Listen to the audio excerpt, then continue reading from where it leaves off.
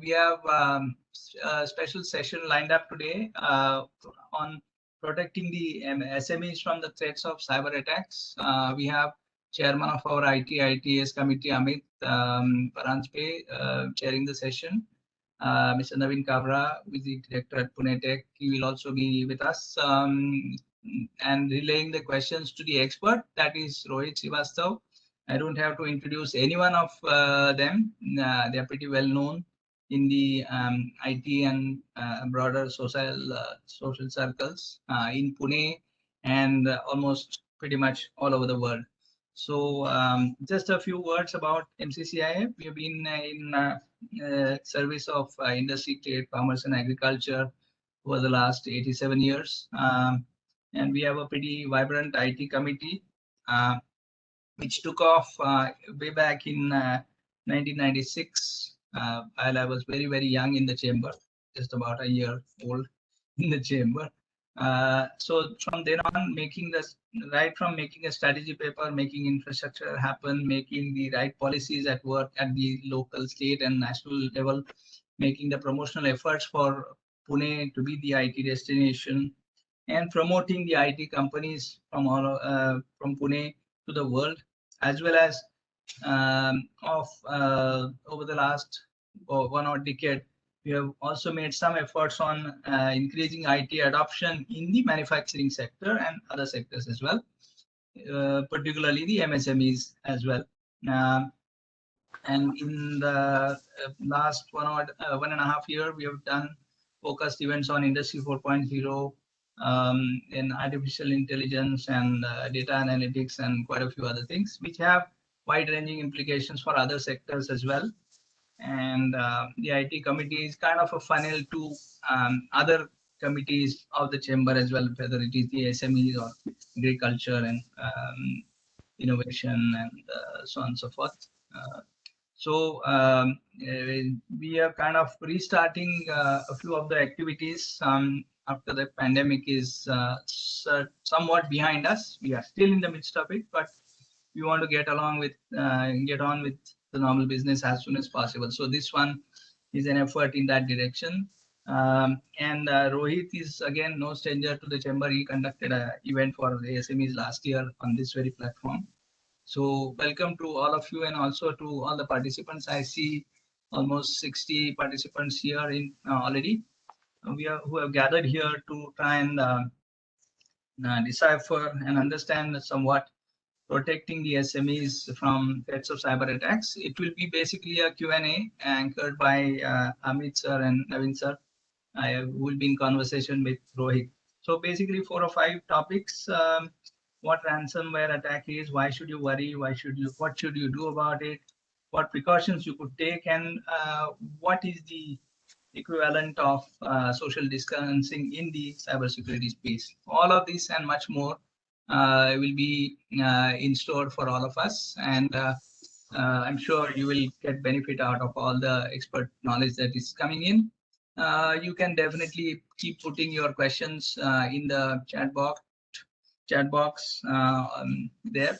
A couple of my colleagues will keep on monitoring and relaying it to Amit sir in case. And of course, Amit sir is a great sort of Twitter user, Twitter influencer, one may put it. So he has also reached out to a broader community. Quite a few questions would already be with him on Twitter as well. So all of this and much more. Over to you, Amit sir. Thank you. Thanks a lot, Sudhanva. Hope you can hear me okay. Yes, sure. Okay. Go ahead, please. So thanks for the introduction. Hello and welcome to everyone for this special session. We are fortunate to have Rohit Srivastava here with us. As Sudhanva said, he needs no introduction in Pune. So I'm not going to read through his comprehensive biography that I have here. I think he'll thank me for that. But suffice to say that he is one of the most important cybersecurity experts in the country.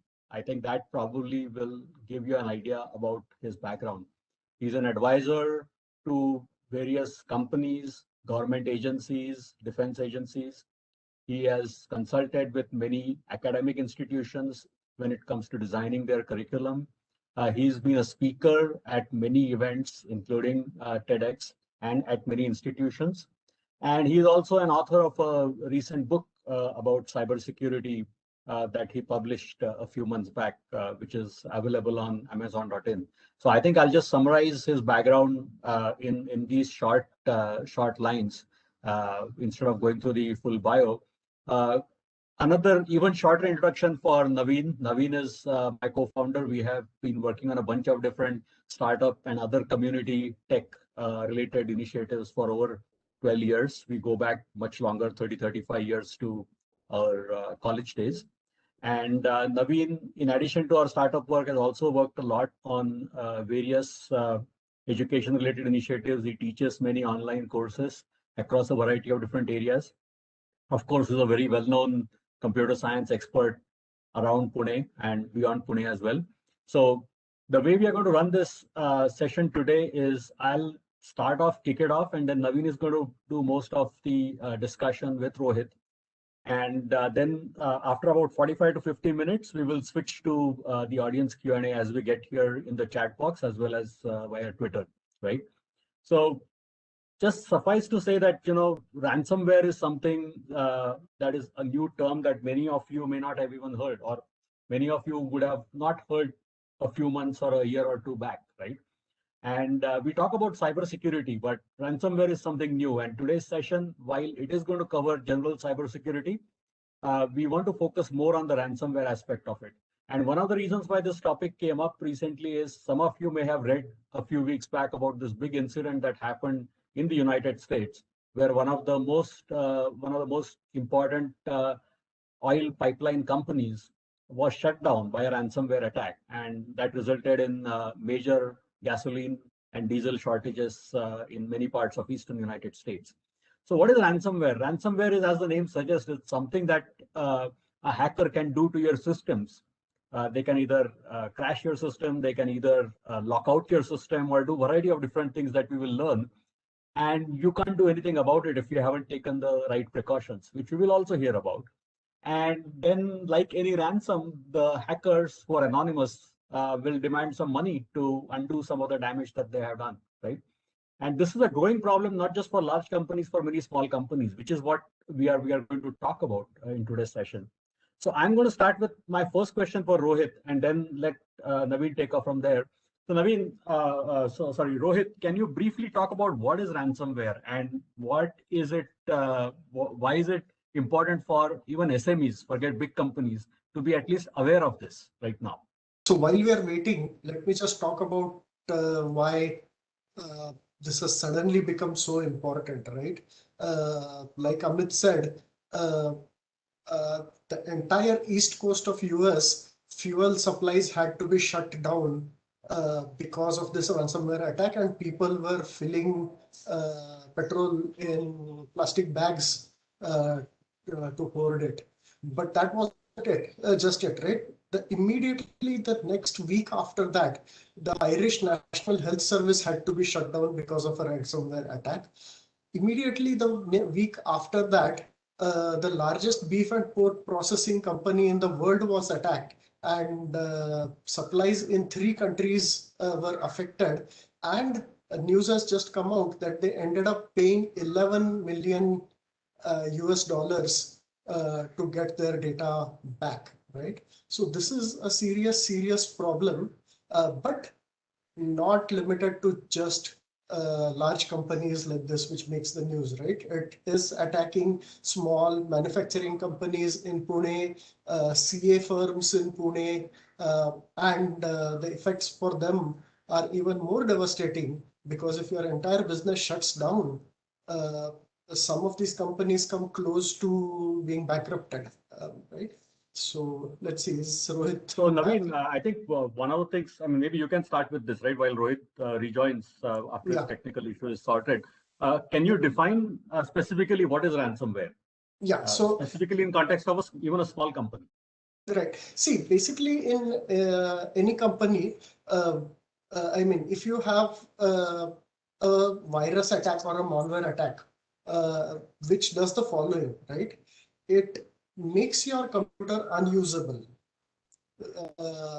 And then specifically, it pops up a message saying that if you want your computer systems back online, you please send so and so money to this Bitcoin address, and you will get a key to unlock your computer, right? Usually what they do is that they will infect one computer in the company. Now they're inside the company. They can use that to infect other computers in the company.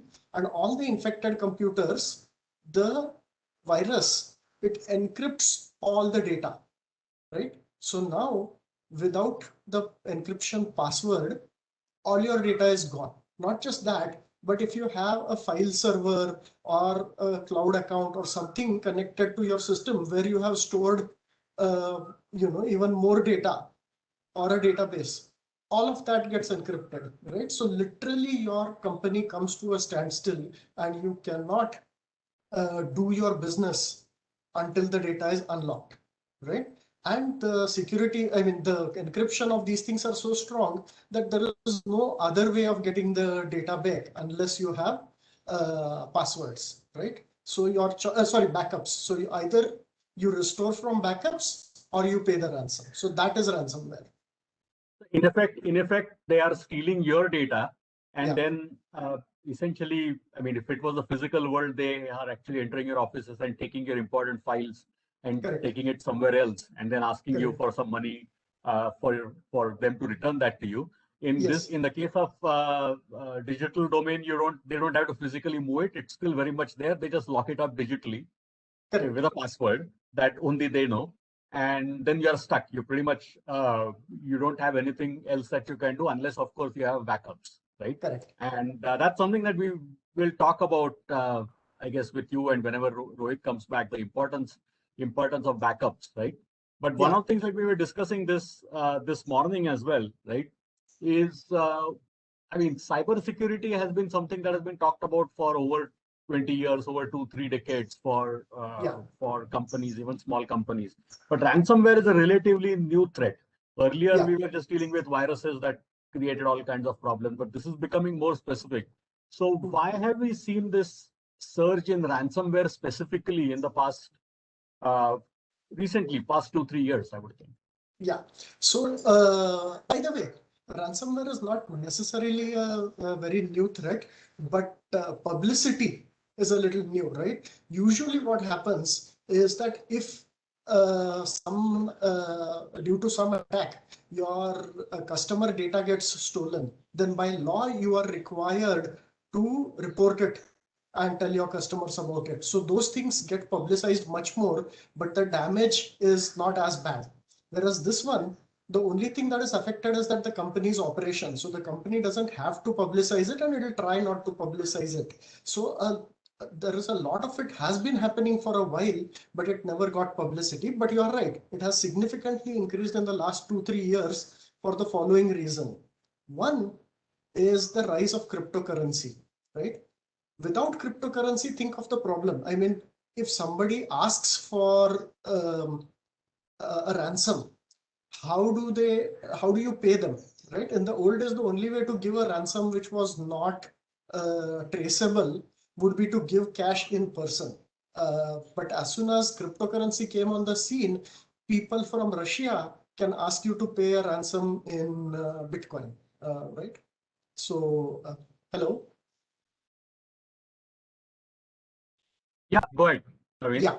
All right. So people from anywhere in the world can ask you to pay ransom in Bitcoin, and usually, largely, it is not easy for the authorities to trace that payment and get it back. So that is one reason. Second reason is that ransomware, for it to enter your system, it has to depend on weakness in your IT systems, right?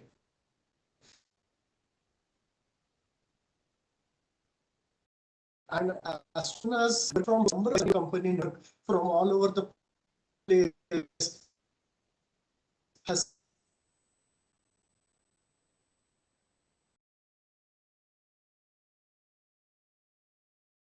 Amit, Susan, here I am. Sorry, there was some problem with my WebEx this time. And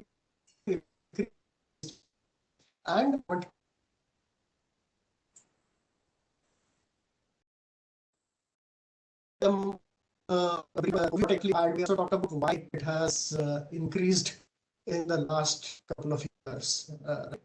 But what I'd like you to talk about is that, Naveen, can you have bandwidth issues, I think. you know, have you seen, yeah. Oh, I have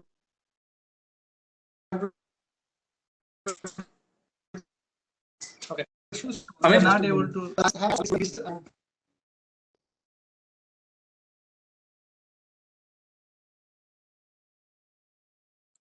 Amit? Yeah, I'm here. Rohit, are you back? Yeah, I'm Amit. Hello. Am I audible? Okay, good.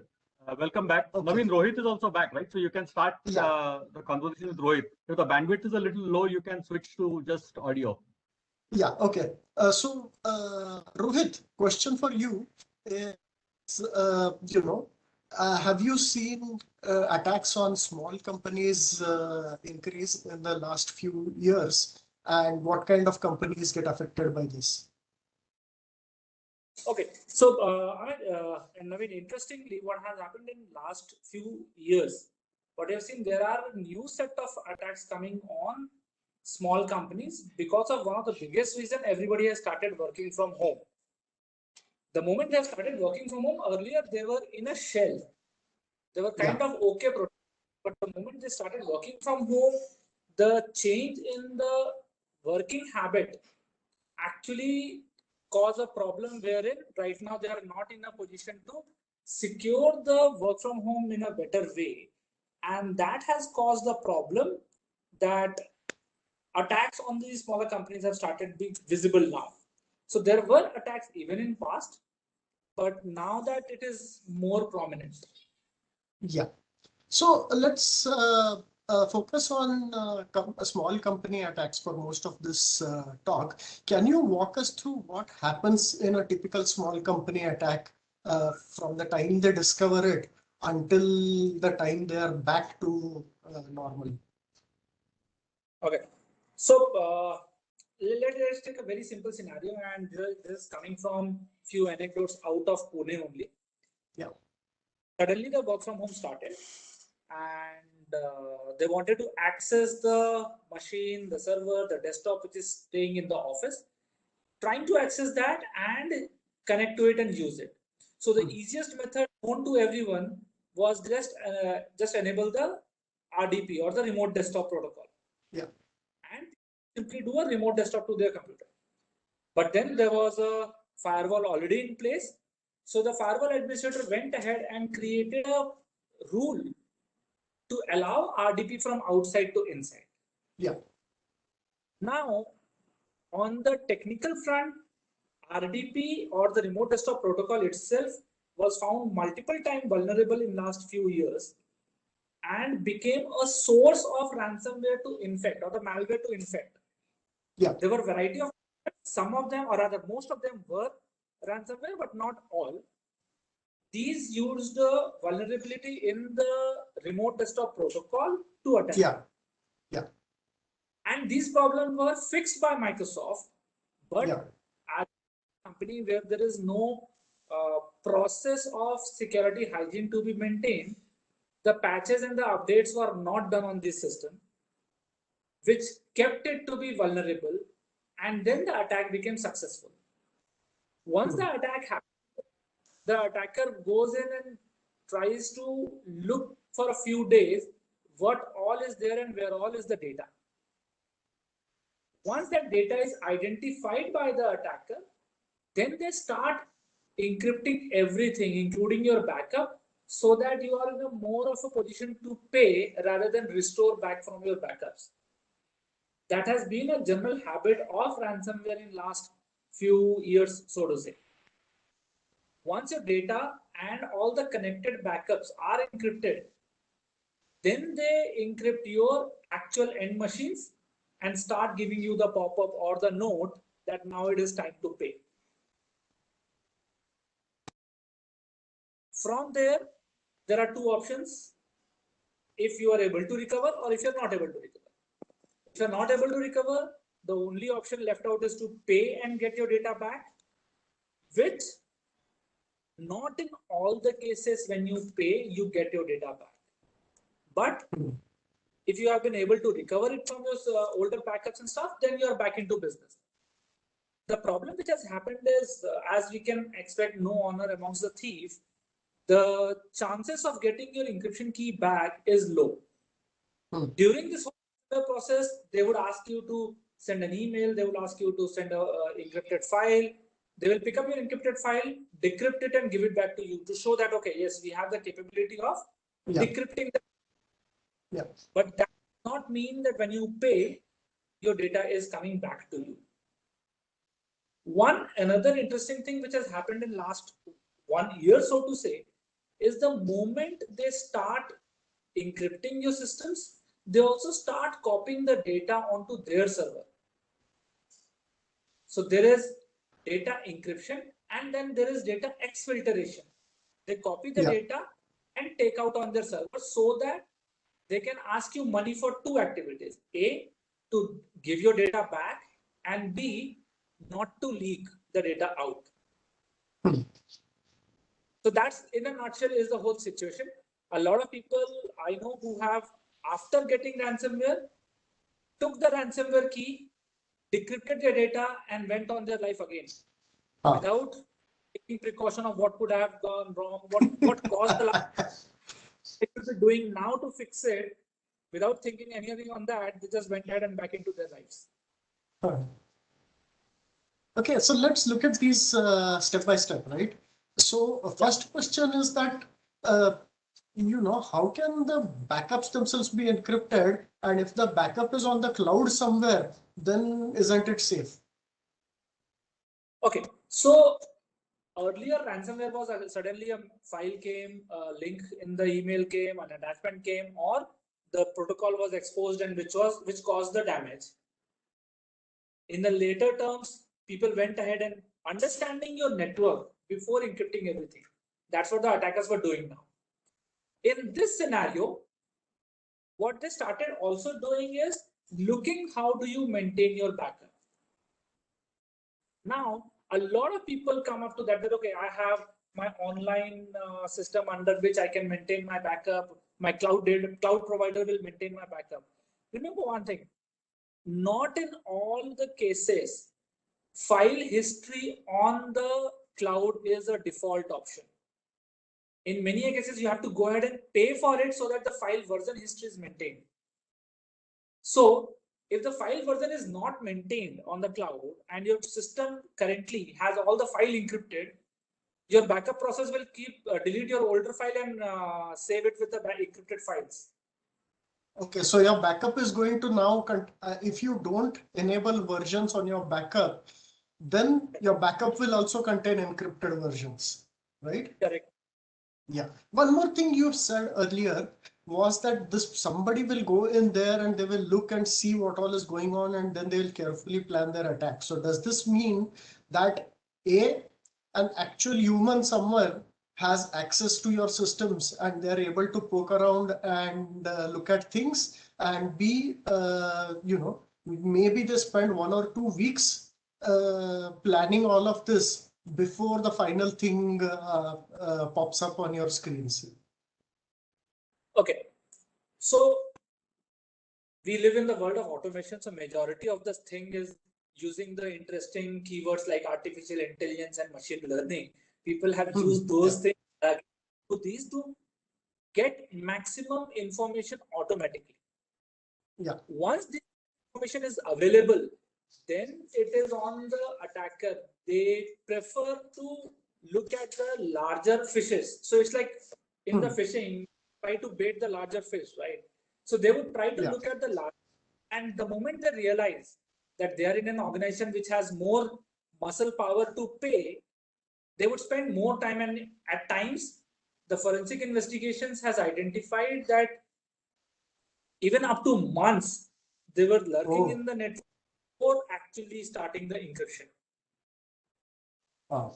Okay. So what kind of companies have you seen are typically attacked by this? And what kind of ransom is demanded typically? So ransom demand is completely dependent on the use case. It is not a standard amount being asked every time. Yeah. And tell me one thing: how would a ransomware maker would understand that he should charge $1,000 or $50,000 or ask for 5 million, which Colonial Pipeline paid? Yeah. To know that, they need to identify the target, and that's how the ransomware amount, the ransom amount also varies at different level. So basically, they would be trying to ask for an amount which you can pay, which is a big amount for you, but which you can pay, right? So something that will Correct. be a burden for you, but not impossible. Okay, let's put up shoes of an attacker. Yeah. If I attack and the guys are not coming back over email and not talking to me, I would go ahead and presume that, oh, they might have recovered the data back. Ah. But the sooner you start talking and the more you talk and more you interact and negotiate, the attacker is in understanding position that, okay, the data is important for you. You do not have any other mechanism of restoring the data, and how fast that be captured. So then that start preparing their pricing values around it. Yeah. And what kind of payment do they ask for? Is it in rupees? Is it an online transfer? Is it cryptocurrency always? What is it? And how in India can it actually, is it legal to pay? Okay. 100% of the time, they would ask for cryptocurrencies only. Okay. One of the biggest reason that it is difficult to trace back where did the money. Okay. That is conflicting with the whole principle of cryptocurrency, because cryptocurrency, everything is public and you can. But you can trace the money trail. You cannot trace the human being behind the money trail. Correct. Yeah. That's where the whole game starts for an attacker, because the human part of the money taken away from cryptocurrency into real world and being used is something which is not traceable.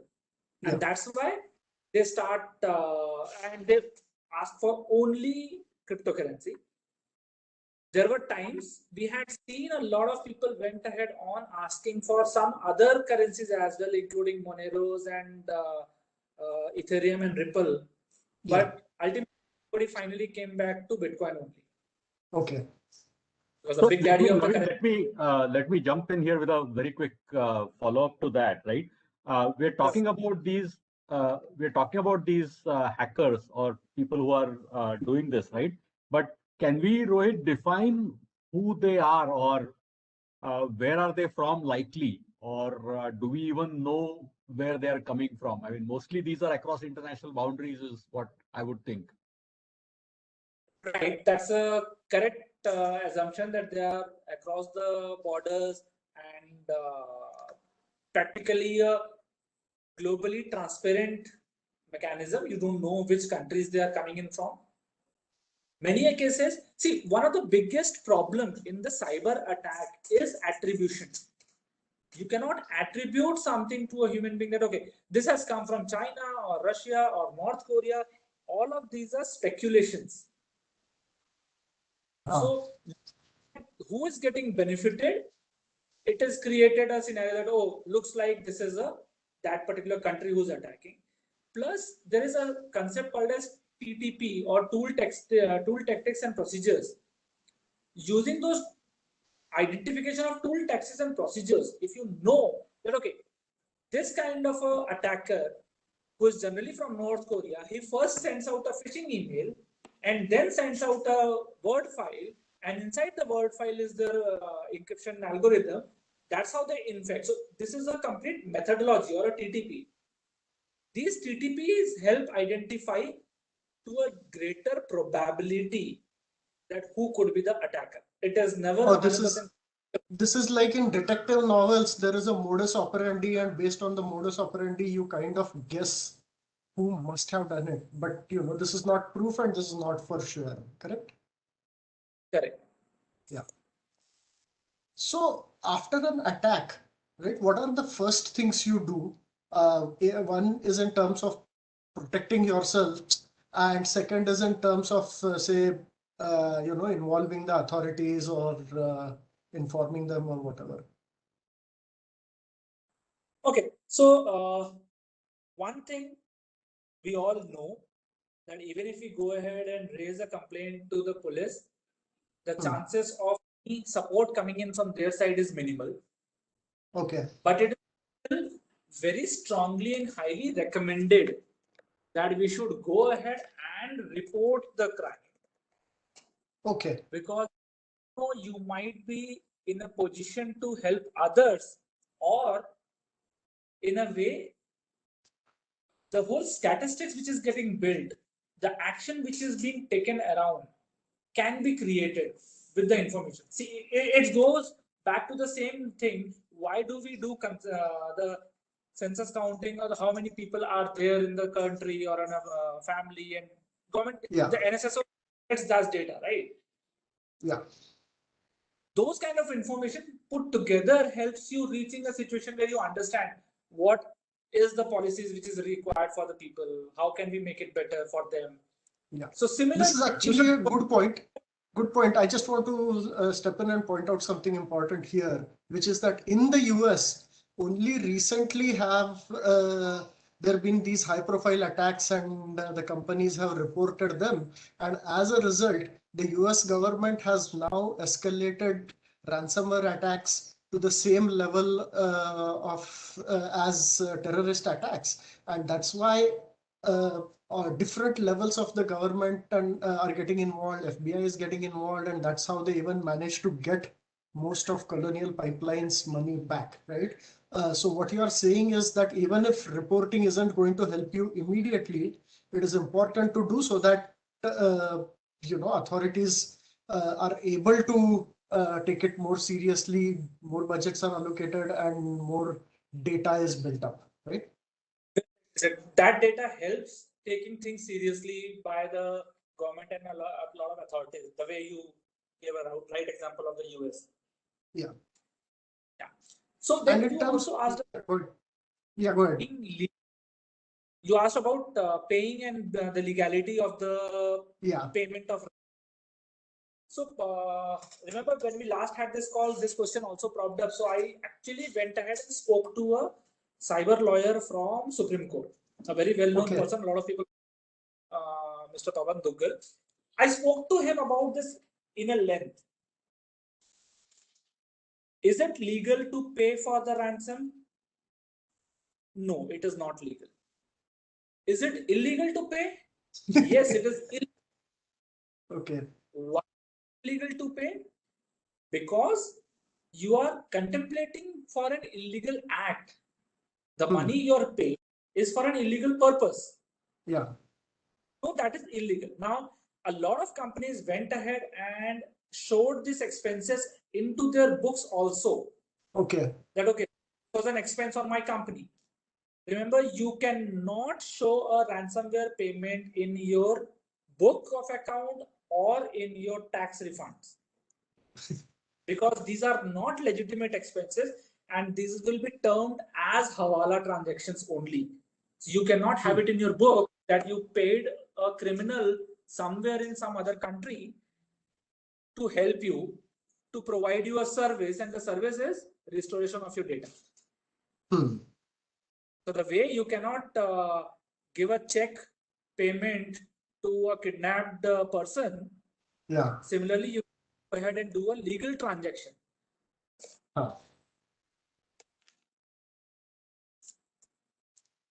Okay, in terms of immediately when you discover the attack, what are the first precautions you take for to prevent it from spreading further, getting worse, and so on? Okay. And deciding the course of action also. Yeah. So what was the first precaution taken by government the moment the surge of coronavirus increased? Lockdown. The very first one, lockdown, right? Yeah. You do the same thing. You immediately isolate the machines which are infected and showing signs. Yes. Disconnect, absolutely network disconnect. Keep the machine on, but do a network disconnection.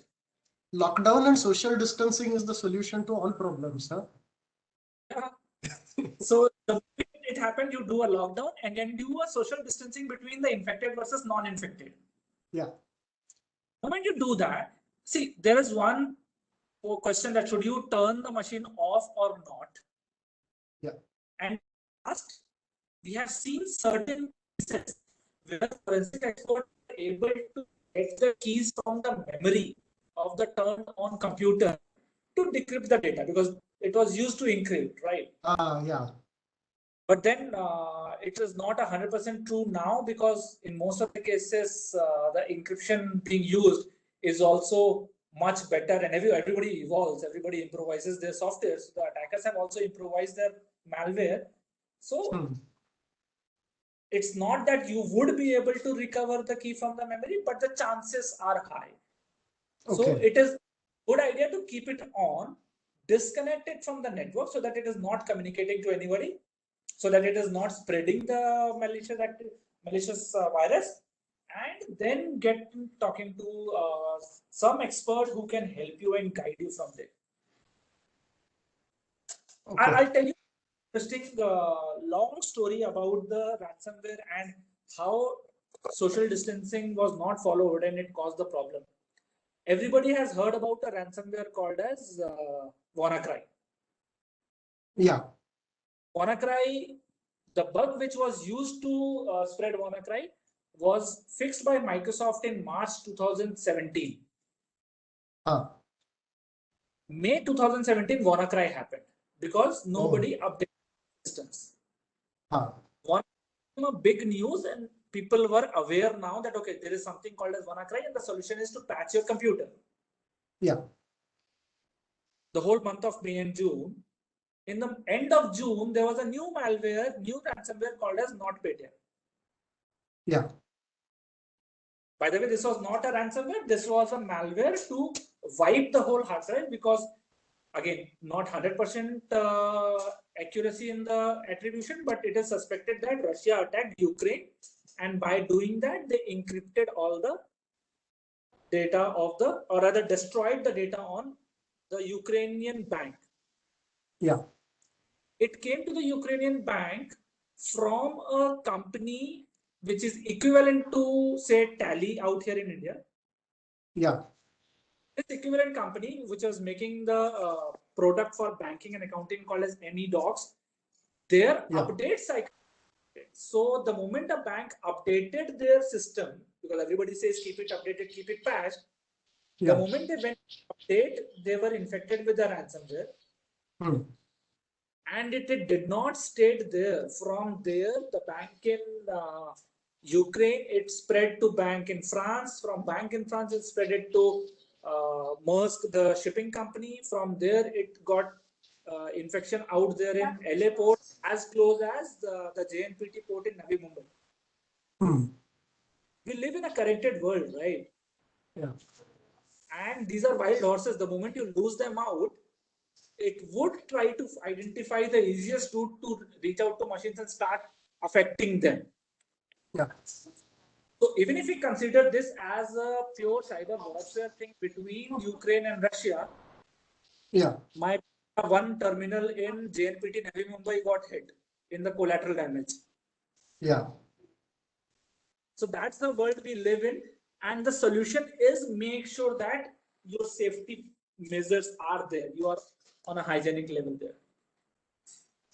So yeah, let's talk about the solutions, right? As in, what are the safety measures you have to take, especially from the point of view of an SME, which might not even be a software company, right? It's like like you said, this is affecting manufacturing companies, CA firms, and other such companies. So what should they be doing to protect themselves? Okay, so I'm sure people would have heard these topics sayings many a times from many a people, the actual essence is in following that. The very first thing is whatever you are using, your systems, keep them up to date. So to do that, you have to have the legitimate software. You cannot have a pirated software and expecting to keep it secure and updated. So get the legitimate software, keep them up to date. Your Windows, your Office, your all other applications which are using, your PDF readers, etc. Once your systems are up to date, make sure you go on the security mechanism rather than sticking to a good old antivirus. You should go on and opt for something called as EDR. It's called as the Endpoint Detection and Response Platform. Most of the antiviruses are started to get into a EDR area where they are more smarter in identifying an attack which is not coming from a known signature. A known signature can be quickly identified by an antivirus, but you should go beyond that antivirus. Unknown behavior on the system should also be captured. Once you have done that, make sure, and I cannot emphasize this more, you have to have proper backups. And in backup, what do you mean by proper? Okay, so backup has, so people love taking backup and they maintain the backup. What do we mean with that? A lot of people have backup mechanisms. They have never tested whether the backup data is fine. Backup kar diya hai, it should be fine. Whenever I need it, it would be there. No, not necessarily. So you should verify whether your backup is right. All the data which is there in the backup is correct, and you can use that data. Okay. Then I know a lot of startups, non-tech companies as well. The IT guy would go ahead, bring an external USB hard drive, connect it to server, take the backup, and take the hard drive back home in his laptop. Okay.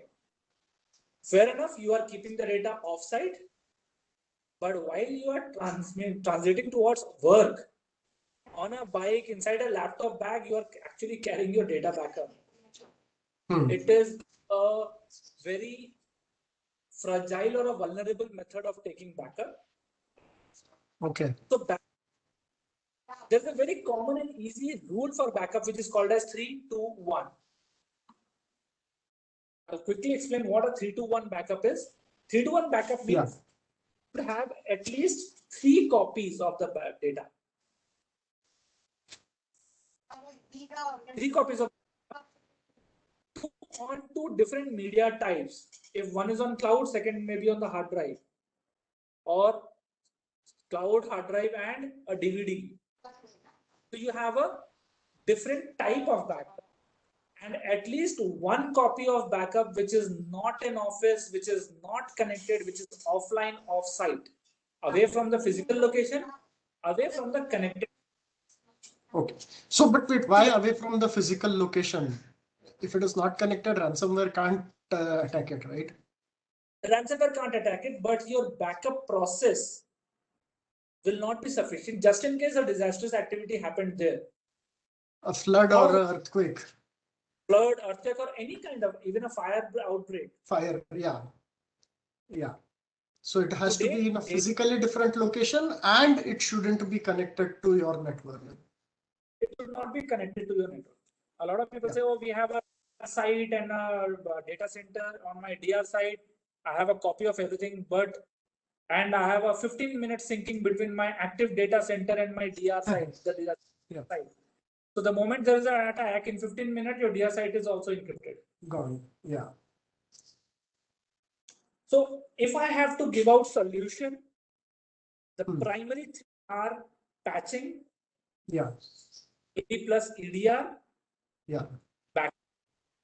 Beyond this, going ahead and opening up random protocols and stuff online like RDP open kar diya sabke liye, or oh, we wanted remote connectivity, so we installed a tool called as AmiAdmin, and people can access it from their home, and then now can access.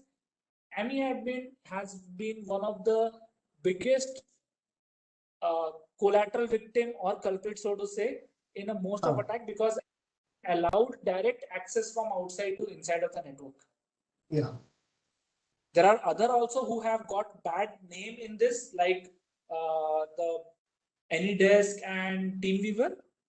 Yeah. But there are some precaution and some protection mechanism available in both of them. Yeah. So much so that AmiAdmin today, a lot of antivirus companies have started flagging it as a malicious platform. Okay. So you have to be safe when the need is to get connected and start. Okay. So you said instead of using antivirus, use EDR. Can you name 2 or 3 brands of EDR which and are they significantly more costly than antivirus software? Cost-wise, yes, they would be higher. Significant, I'll tell you, the popular names in the EDR world today are CrowdStrike, FireEye, SentinelOne. These are pure EDR platforms. Yeah. Some SentinelOne would cost just a little bit higher than a regular antivirus. Okay. But someone like CrowdStrike may go ahead and cost more than 10 to 15x of the actual antivirus cost. Okay. So the price differ, the protection do differ with them. But as we say, at least koi to antivirus hai. Similarly, now go ahead with some of the EDR solution. On Twitter itself, last time when we were discussing this, I actually asked Quickheal as well that are they coming up with their EDR solution, and they gave a commitment that okay, within a quarter or two, even they would be out with their EDR solution. Okay. So close to Pune, close in where we are, our own antivirus company is going ahead and getting into that area, but they are still not there. So if you're really serious, go ahead, get an EDR solution. There are many out there in market. I just gave you the name of, say, top 3, so to say. Okay. Plus, people who have gone ahead and taken subscription for Microsoft 365 for their emails and other stuff, the bundled product Defender ATP in Microsoft is also an EDR capability. So you can look at the licensing, enable it, but that way you would be able to get more protection. So to say, I have given you 4 names by now as example. I think also on that line. Yeah. So I'm done with my questions. So Amit, if you can bring up some of the questions from the chat and Q&A. Yeah, let me, I have a couple of questions of my own, and there are a bunch of questions that we have on the chat. So let me start with the chat questions first. The first one is from a friend, Naveen also knows him, is Niranjan Pol from Seagate. His question is, it's a more broader question. Are there any statistics that shed light on the weakest link, as in, is storage a problem, network a problem, computer problem, or one of the things that we haven't talked about are just basic hygiene, security hygiene habits of individuals, which is, having a good password and things like that. So hygiene has always been the source of maximum attacks. Storage is a problem. I would not consider storage is a problem. It is always the way we as a human being start using any technology. The moment a new thing is there, we would jump to it, start using it. The way everybody started using all the new shiny method of payments, and without understanding what are the details, what are the intricacies, what is the better way of using it. So that way we have seen problems. And even in this case, the way we discussed, RDP port open because everybody has to access it from home, just open up the RDP. Without knowing that it is a protocol which could be dangerous. There are vulnerabilities out there. It has to be patched. So people say that you cannot achieve 100% security. But I say that from 0 to 70, you can reach with basic common sense and awareness. If you know how to use your protocols right, if you know how to use your systems correct, patching, good antivirus, good backup, you would be at a 70% security. 70 to 99 is the only place where most of the cybersecurity companies are playing and making their money. Most people are closer to 0. On the Most personal people are hygiene, closer to 0 than to 70, right? So right, you can get right. up to 70 with just basic Yeah. free stuff. Behavior. So Sorry, I mean, go ahead. one of the personal hygiene issues that I think may not be too expensive for even an SME to follow with related to password is wherever possible, try using a two-factor authentication. And I don't think how many companies are using it for their internal applications. I would think it should be fairly easy to enable, right?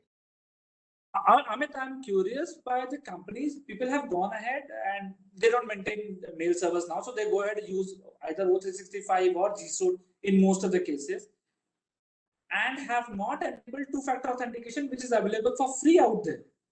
All you have to do is people don't even do that on their personal emails, forget about the corporate emails.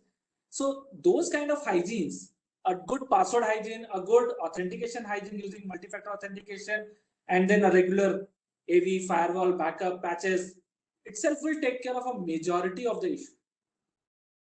Right. And I think, I mean, ultimately it's a cost of doing business. So while some of these things will will feel like you're adding to the cost, and for SMEs especially, budgets are always tight. But unfortunately, I mean, you still would invest in a proper security, physical security for your company, right? I think it's the same logic here. I mean, just to give you a perspective, just yesterday I was reading this statement by the CEO of Bank of America, one of the largest banks in the world. They're, I think, a $80-90 billion company. But he said they're easily spending more than $1 billion just on cybersecurity. I mean, this is not IT. IT will be significantly more than that. But so at one particular point of time, you should be thinking of IT spend and cybersecurity spend as a percentage of revenue. I mean, because there's really no other way to think about it. Otherwise, you may not do justice to it. No, but at the same time, Amit, banks, I'm sure they would have to spend more because they have the money. Of course, they are a much more higher risk. If you're starting a business, do you want to go ahead and create a website? You spend money for that. You spend money for your email addresses. You spend money for the computers. It's a similar way. You have to spend, so that awareness is required. You have to spend some money on the security as well.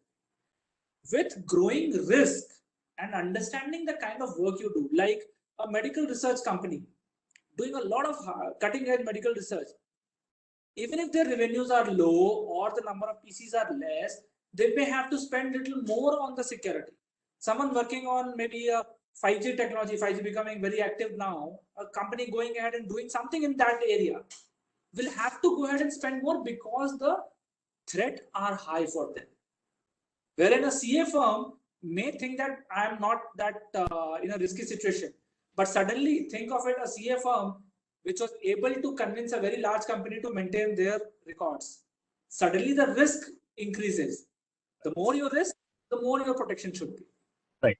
Now, a related question to that, because for SMEs, they may perceive for manufacturing that their risk may not be that high, but they're dealing with larger companies which have significantly higher exposure, right? And wherever there's a point of contact, the larger companies now many times insist on these SMEs who are their vendors to enforce specific requirements, right? So the question here is, a lot of companies have started asking for SOC 1, 2 audit and VAPT reports.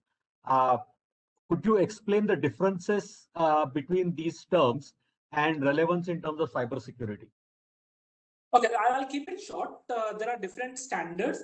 SOC 1, SOC 2 may go for the services you operate, VAPT for your platform, for your office infrastructure, ISO 27001 for how serious your processes are. But all of them are basically some kind of yardstick to measure whether your company is serious about security or and how much secure or how much serious are you. So that way, it would be easy for them to understand. I'll give you a quick interesting example, which is not related to ransomware, but very serious issue which happened to a very large manufacturing company. So what they did, they went on the whole cloud journey, started creating their virtual machines on cloud and started using it. They outsourced one part of the software development to a third company. This company was a development company, a software development company. So they went ahead, started keeping and maintaining their code, and the code was maintained on GitHub. Free, everybody can use it. Now, for accidental or for some kind of need where the developer was not aware, he made the GitHub repository public for a few days. And in the code was the access key, access token for the cloud infrastructure. Now listen to the story, which is the interesting part. The attack started on 1st of October early morning, which was a Friday, which was a Thursday. 2nd October was Friday. So attack started. What the attacker did, they used the credential to create very many numbers of virtual machine out on the cloud to start doing the Bitcoin mining. So large machines, GPUs and everything, and huge machines. The cloud providers sent them an alert, but यहाँ तो 2 October हो गया, the छुट्टी has started. Okay, they were not looking at the mail. So 2nd October, 3rd October, 4th October, Sunday. 5th October, Monday, by the time they understood and realized, it was already afternoon.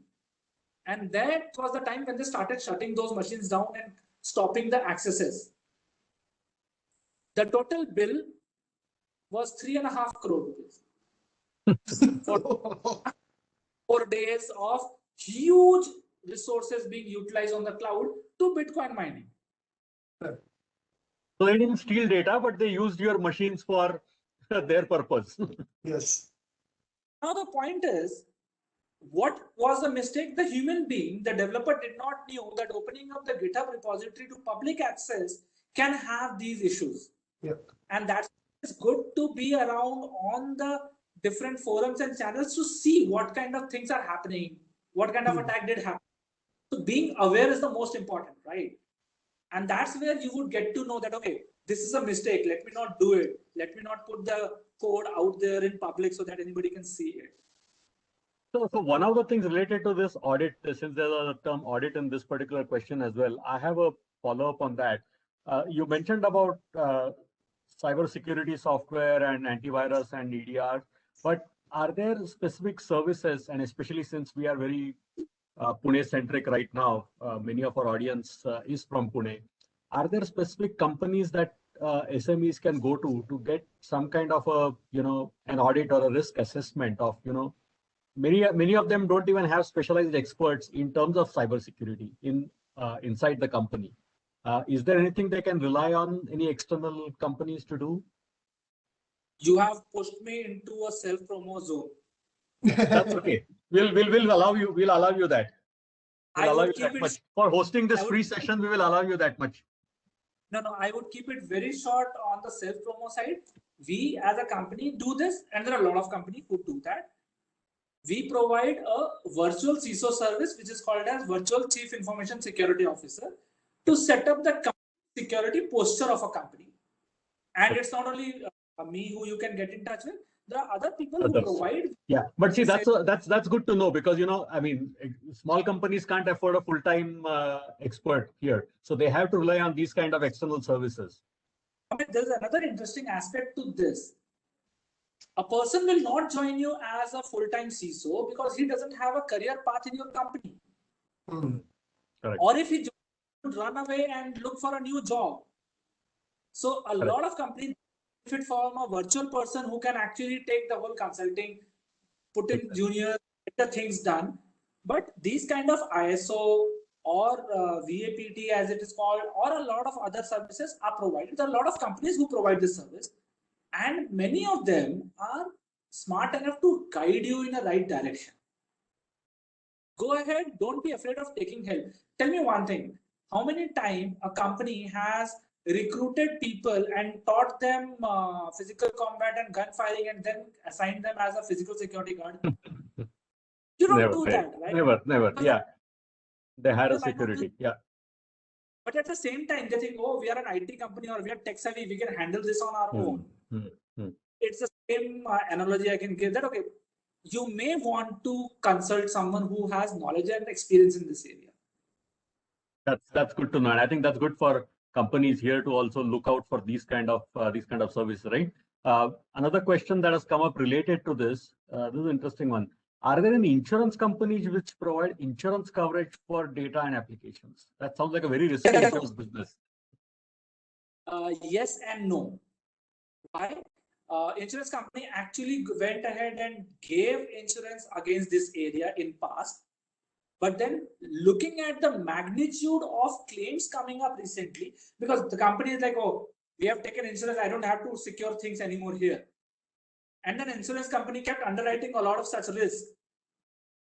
Looking at that, people have stopped giving ransomware refund as an insurance claim. So much so that AXA, the underlying insurer for Bharti AXA also, AXA went ahead and declared that we will not do any insurance against the ransomware. And in retaliation, because the ransomware makers were angry, because that was a easy source of money, management found it as an easy method of going back and paying. Ransomware actors went ahead and did a ransomware attack on AXA. So this Tom and Jerry race is continued. This will happen. But of lately, the insurers are understanding this concept that, okay, it is more important to have a basic hygiene in place, a security structure in place, which is, in case of a disaster, it is still cheaper than the ransom money. So go ahead, have a security. We will not underwrite the ransom amount in this. Naveen, do you want to take any questions from Twitter, or you have any of them? No, so we have a few here, but you can get started with some of them. I guess one question I liked about from here Q&A is, if I just have everything on the cloud, no, nothing really on my local machines, then am I safe? If and only if your cloud is configured properly. Everything is depending on the end configuration. If security controls on the cloud are configured properly. B, if your patching mechanism is maintained correctly on the cloud. See, cloud is just somebody else's computer. It's not your computer, somebody else's. But who is the owner of responsibility? This is called as shared responsibility matrix. Search for it, cloud shared matrix. If you are going ahead and just getting some virtual machine out there in cloud, it is still your responsibility. But whenever you use that, you have a right configuration there and a right setup like file version histories and other stuff, then the recovery would be faster. But doesn't mean when you started using Azure or AWS or Google or any other cloud provider, you will not be infected of ransomware because Google ko thodi koi hack karega. No, it's not Google's, it's just their computer which you are using. So you have to take care of security there and understand the whole matrix. Whose responsibility is what? Using something like a SaaS-based platform, maybe Gmail or stuff like that, your responsibility lies only till your end content. Under they will take care. But in infrastructure as a service, where you're just taking a virtual machine, believe me, except for the AC and the physical security, everything else is your responsibility. Okay. So you said also that RDP is not safe. Remote desktop enabling people from outside to connect is not safe. तो फिर अभी lockdown में क्या करेंगे? How do people connect from home? A lot of people have opted for VPN. That they will do VPN company and start using it. It is safe till the time the VPN is configured properly. And VPN provide multi-factor authentication. So please go ahead and use multi-factor authentication along with the VPN setup so that you have a layer of protection. It is not a single silver bullet which can solve the problem. In security, it is called as defense in depth. You have to have layers. So if you are using VPN, fair enough. You have to be sure that the human being behind the VPN is the same guy which you wanted to. So have some kind of authentication there. Otherwise, a misconfigured VPN can also attract a lot of attacks, and it do attract. Can you talk a little bit about what exactly is a VPN and what kind of companies provide this? Okay. So I generally like a slides-based session here because I have a very nice meme which shows what a VPN is. But of that, let me tell you, VPN is a secure tunnel encrypted data between your machine and the VPN server. So if you're working from home and your VPN is in office, the data between your home and the office is encrypted. Nobody can look into it. The moment it reaches the VPN server, it gets decrypted and then it goes regularly as a general data. Now the question is how safe the VPN is. If the VPN is provided to you by your company, organization, then the safety is there, because ultimately what you're doing, you are making sure that between your computer and the server, nobody is looking at the data. But basically now you have made sure that your house, my house, is now part of the company. Pretty much it is equivalent to taking my house and putting it inside the company, assuming that the VPN is inside the company, right? But can it be not inside the company? That is a VPN availability out there in market today. There are free and paid services, but that is only to hide your traffic. That is not to give you access between you and your organization. If it is you and your organization, the VPN server has to be set up by the organization. So just to be clear, the VPN that you use to watch TikTok, because it is banned in India, is not the same as the VPN that you use to log into your company. These are two different concepts. Use the second, not the first. Is that what you're saying? Right. So the first one is making sure that your ISP, your Airtel, Jio, Idea, whoever is that, is not looking where you want to go. Yeah. It is just you're talking to your VPN server. And from there, you get out. But in that case, the level of trust you had on your ISP, you are shifting that trust to your VPN provider. Now your VPN provider has each and every packet going out of your system. Now, how much do you trust, or how much do you put that level of trust out in some third party is a personal question. So you may say that I don't trust BSNL, I would go for Airtel. Why? Because the BSNL employee can actually go and look at the traffic, the Airtel will not allow. So that's just trust level which you have on one versus another. The similar thing goes on to the VPN providers. A lot of people say that, oh, VPN provider advertise themselves as zero knowledge VPN provider. They don't know what they are doing. They don't keep a record. They delete the record. But go ahead, Google it. One of the zero trust VPN provider actually went ahead and leaked out accidentally a log which was maintained on their server. So I think let me also take one question from here, and then you can continue. I think this was answered, Rohit, but I think this is a very important question, so probably worth repeating. So what are the different EDR softwares out there that especially would be relevant for SMEs and mid-sized businesses? So first thing first, talk to your antivirus vendor if they have a EDR solution. Because at times changing all of this is a difficult task. So first talk to your antivirus vendor if they have a EDR solution. If not, we gave out a few names: CrowdStrike, SentinelOne, FireEye. There are pretty good names which are there, which can give you a pretty good security on the EDR front. Okay. Yeah, there's a question of who would you provide the cybersecurity solution, the pay-per-use model. We talked about that in terms of some of the service providers out there. A related question from the same person, but it's in a completely different space, is a potential competition to you, because this person is asking, is there a startup opportunity in the cybersecurity space? So now we are looking at the other side.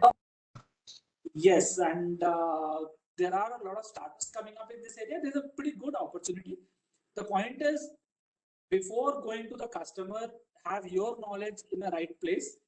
Get it validated from someone that you know the right thing and you are worthy of getting called as expert, because we have so many fake experts in cybersecurity that anybody going ahead and doing something and then getting a chance to come on a media channel and start saying that, oh, I'm a cybersecurity expert. So get your expertise validated, just like you will validate your ideas of a startup. But then there is a good scope of a qualified, trusted partner in this area where you can provide this kind of services.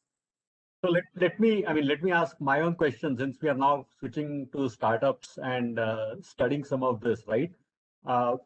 Let's say someone's a student, right? A master's student or even an undergrad student, right? and they're interested, like AI, ML. These days, cybersecurity is also very, very popular, and they want a career in cybersecurity. Uh, how do they go about it? I mean, what do they study? What kind of experience do they get? What would their first job look like? Uh, we are not typically, we hear a lot about AI, ML, databases, full stack development, a lot of the other career paths, but we don't talk a whole lot about this career progression. How does that go? See, well, one of the very interesting aspect is from outside, when you look at cybersecurity, it looks like one domain. But the moment you get inside cybersecurity, we have 20 plus different domains inside the cybersecurity itself. So first thing first is to identify your area of expertise and choice, your interest. Once that is identified, as good with any domain, you have to get into the domain deep enough to understand the details. See, superficial, everybody can stop. Superficial of this even conversation today, anybody else in tech domain would have taken this decision. Anything I've said is not which Navin does not know himself. He could have taken this decision himself. But the point is, once you get into this area and get into the depth of it, you would be realizing. If you are looking to get into cybersecurity startup industry, start with product. Look at a product side. Look at a problem and try to solve that. Services, there are a lot of cybersecurity startup services where 1 man, 2 man, 3 man, after doing 1 certification or 2 certification, become a oh, I don't want to do a job, let me start my own company. I will also do VAPT. And that way, VAPT per se as a keyword is beaten horse now. Everybody jump into doing VAPT. If you want to do real, as we said, real dent into the whole industry, get into the product, look at what problem can you solve, plus what can you do in an easy way? How can you make it easier for the end user? That's the most important thing. Any cybersecurity product is a very costly or a very difficult thing to understand, a very difficult thing to manage. Make it easy. The moment you start looking at that direction, there is good market. There is less competition in that area. Yeah, so a good question here. We are all in the 20th century and automation and all of that, right? So we have these IoT devices which allow me to control my ACs and my fans from my Android phone and a whole bunch of other things like this, right? Are these devices safe? Are they tracked by our government? Are there safety ratings? What's the story there?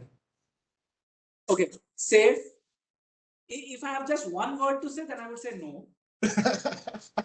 But safe as much as you know about it and you can make it. A typical, quick, easy Chinese product available very cheap.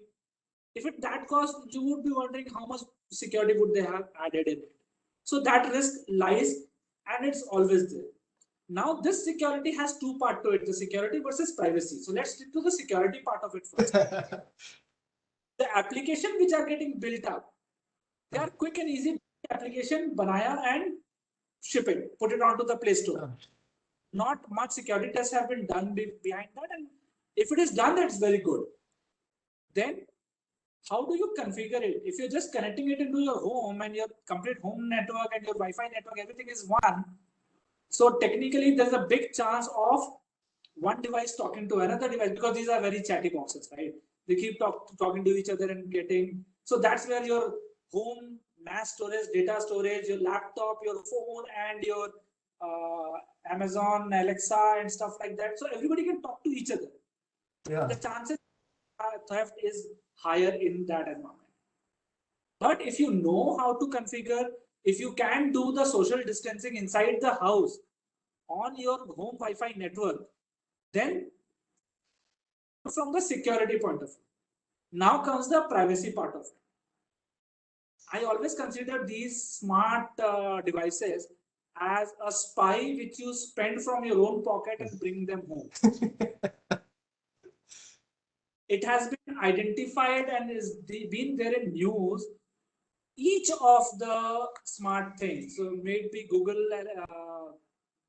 Home, may it be Amazon Alexa, may it be Siri, Sonos, they listen to your audio. See, again, coming back to the machine learning, artificial intelligence, they can make it even better as much as data they have, right? So then these all data, which have, even if you have not said, okay, Alexa, do this thing, or okay, Google, do this thing, they have captured a lot of audio, taken to their servers to analyze. And then when you have to do analysis, you would require a human being at certain point of time to do the donkey job of listening and writing it down so that this is what the person meant. And when you have to do this kind of a laborious job, the work is outsourced back to India, Pakistan, Southeast Asia, all these countries. So technically, the Google Home or Alexa at your home is recording your audio, sending to US, coming back into Indonesia or India or Pakistan or somewhere around, and then somebody is listening. And tell me one thing: if you listen to an interesting joke, don't you forward that on everyone on WhatsApp? So if you have heard something interesting, you just simply share it on your internal work group, and that has happened. And for all of the three popular, it has been there in the news that they have been listening to you, and then human beings are making fun of your conversations. Now, how much is that personally identifiable versus not identifiable? That's again third tangent. So I think basically, I don't know of any security expert who actually is comfortable with smart devices like this, both from a privacy point of view and a security point of view. I would encourage people to follow Internet of Shit on Twitter. It's an account. You will never use one of these again in your life. No, if you're really helping to use it, then learn about it, read about it, create the mechanism around it so that you know your risk appetite and you know how much can you protect. And again, the social distancing, right? Separating this out from the sensitive stuff on your network. So one of the things, and I think this is, I'm thinking aloud here, this is a question for Naveen, you as well. But there are a lot of these things today in terms of wireless connectivity that we are looking at in terms of smart homes, and you mentioned air conditioners and these kind of things that theoretically don't really need cloud connectivity. I mean, you're looking at a simple wireless connectivity for most cases. Are there any simpler protocols that you can get the wireless network, but yet sort of stay in your own island or stay in your private network inside your home where you have a router, but you are really not going out? I mean, I know they're possible, but is it something that is available for a simple home or an SME to set up? I'll add one quick technical note on this, Amit here. My older TV comed off, which was a non-smart TV. I went into market to find a non-smart TV. And non-smart TV today is more costlier and less in market. So then went ahead, had to buy a smart TV because TV chahiye tha. Then did a lot of changes in the configuration as well as disabled on the firewall what kind of sites can be accessed and what kind of site cannot be accessed. So those kind of things are doable, but keeping it inside the LAN is very well possible for most of the stuff. Yeah, but it would basically require some level of technical knowledge. It's not something that a layperson would be able to configure easily. Correct. I mean, that would be kind of a, I mean, if you look at the whole Apple versus Google debate, I think that's the kind of solution that Apple may at some point of time bring into the market, where it's your private wireless network inside your home. It doesn't need to connect to the cloud for many things, right? And then Amazon came up with that using Amazon devices, you can share your wireless with your neighborhood Amazon devices. That was quite a that was a big discussion. Naveen, I think we are almost near the end. Is there any last one or two questions you want to ask? No, I think we've covered most of the stuff. Okay, so I think there are some other questions here, but I think we'll skip that. I think one of the things that I'll recommend to the listeners here is follow Rohit on Twitter, on social media. He is very active. Maybe he can even answer a question for you there. And he's very active on various webinars like this one. So reach out to him in various forums. I know he's also active in TiE Pune, where we mentor young entrepreneurs. So if you're on the cybersecurity startup domain side, that's one place you could join to reach out to him.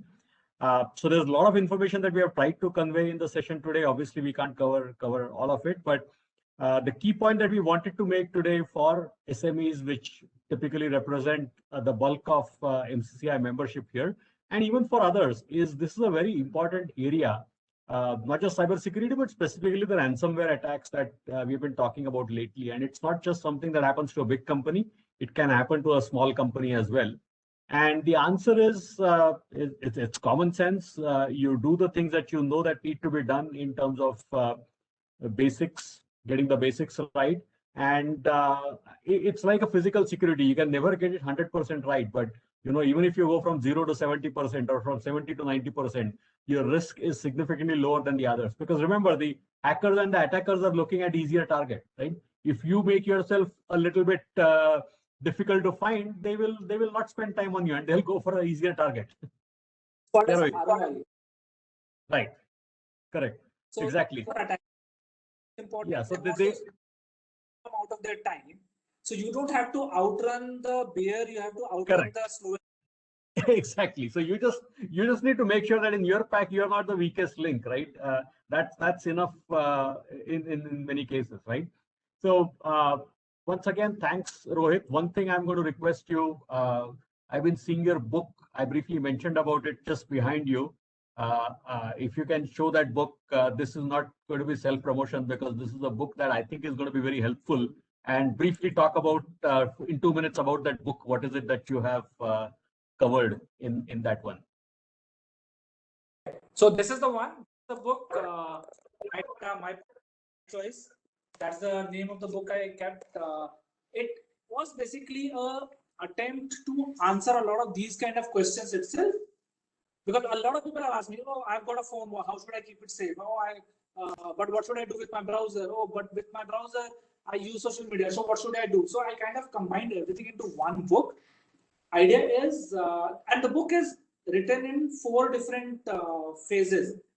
It can be used by someone who is absolutely non-techie to a level who is really a person who is into deep security and privacy. And I've heard back from a lot of such senior people that even they got to learn a few new things out of this to help keeping their things secure. So it's not only for techies, it is also for non-techies. The concept is basically how to keep your data, your security in your hand, in your control, and maintain it. That's available on Amazon, or there's a link on my website from where it can be picked up. So that way, I'm available everywhere on social media. That's something that will be. So I'm available online as Rohit11 in most of the places. I hardly go to Facebook in last 2 years. I've never been there. But Twitter, LinkedIn, or Rohit11.com as a website, I'm pretty much active in these places where I can be able to help. And all of these places, you'll find the link to the book.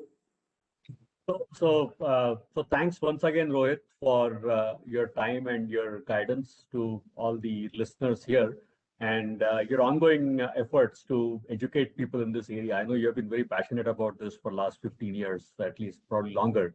I have known you for about 12, 13 years now. So keep up the great work. It's very useful for all of us.